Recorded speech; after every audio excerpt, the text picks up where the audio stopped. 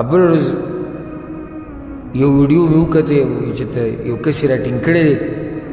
او ږیره یې دې کار له پرېښودې ده ځکه دا بعض ووایي ږیرې ته وګوره او غلا ته وګوره زه دا وایم ګوره ږیرې ته څه ګناه ده ږیرې والا غل نه دی غل ږیره پرېښودې ده دا یاده کړئ دا خبره ږیرې والا غل نه دی غل ږیره پرېښودې ده ږیرې والا ظالم نه دی خو ظالم ږیره پرېښودې ده ږیرې غریبي ته څه ګناه دی نو هغه یې رانیولی دی نو هغه ظالم ځان سره ماشومانان چې د په کرایي یې رانیولي دي او جعلي یو دغه یې جوړ کړی دی او په ګاډي سپیکر لګولی دی او یې چانده ده او جومات نه کسان په یکدم ورشي نو د ځوان زامن دي راټینګې کوي د جومات څه نوم دی ته چې ولې چانده وړي هغه ته را جومات نوم نه وي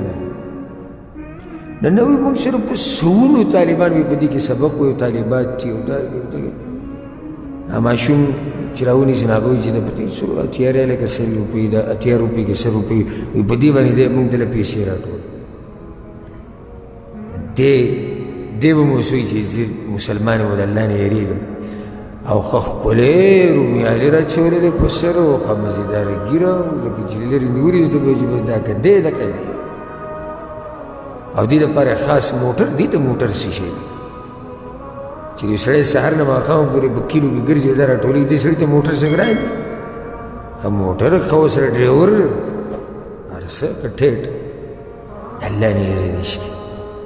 چې د هر څه خو به تپوس کېږي ته چې دا پیسې د خلکو نه علي په کوم مقصد هغه تاله درکوي او ته یې لګوې پسې هغوی له خو به الله اجر ورکوي انما الاعمالو بالنیات هغوی له خو به الله اجر ورکوي د هغو خو کوم مقصد چې د الله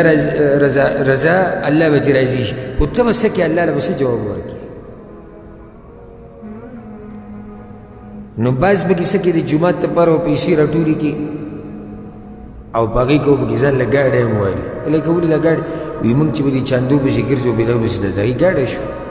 نو صحیح شو خو آیا تا متبرعینو ته داسې ویلي چې په دې به مونږ ګاډي الو په دې به مونږ کور جوړو په دې به مونږ دا که صرف جومات ته ورته یاد کړی او هغه صرف جومات له در کړي نو بیا خو به صرف په جومات کې لګي او که هغه دا ویلي چې د جومات په خدمت کې در کوم هر هغه کار چې د جومات خدمت پې کېږي وکړه نو بیا صحیح نو د الله نه یره د الله نه یره پکار ده دا خبرې ګوره وړې نه دي دا ډېرې ګټې خبرې چې